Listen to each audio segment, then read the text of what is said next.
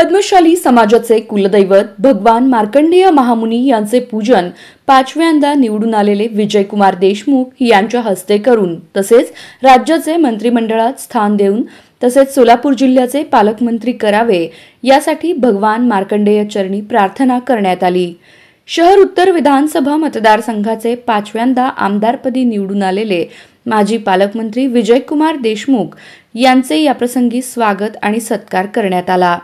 सोलापूर शहराचे आमदार विजयकुमार देशमुख यांना चांगला अभ्यास असल्याने त्यांना सोलापूर जिल्ह्याच्या पालकमंत्रीपदी निवड करण्यात यावी यासाठी पद्मशाली समाजाचे वरिष्ठ नेते मंडळी समाज बांधवांनी एकत्र येऊन भगवान मार्कंडेयांना साकडे घातले अशी माहिती अंबादास गोरंटला यांनी दिली। आज श्री मार्कंडेय महामुनींच्या मंदिरात सर्व भारतीय जनता पार्टीचे सर्व कार्यकर्ते व समाजातले सर्व प्रतिष्ठित व पदाधिकारी उपस्थित आहेत।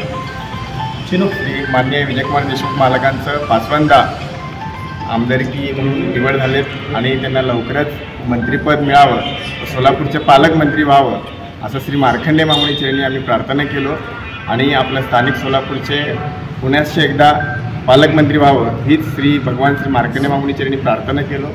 मालकांना अफजल शुभेच्छा व्यक्त करतो आम्ही। जय श्रीराम, जय मार्कंडेय।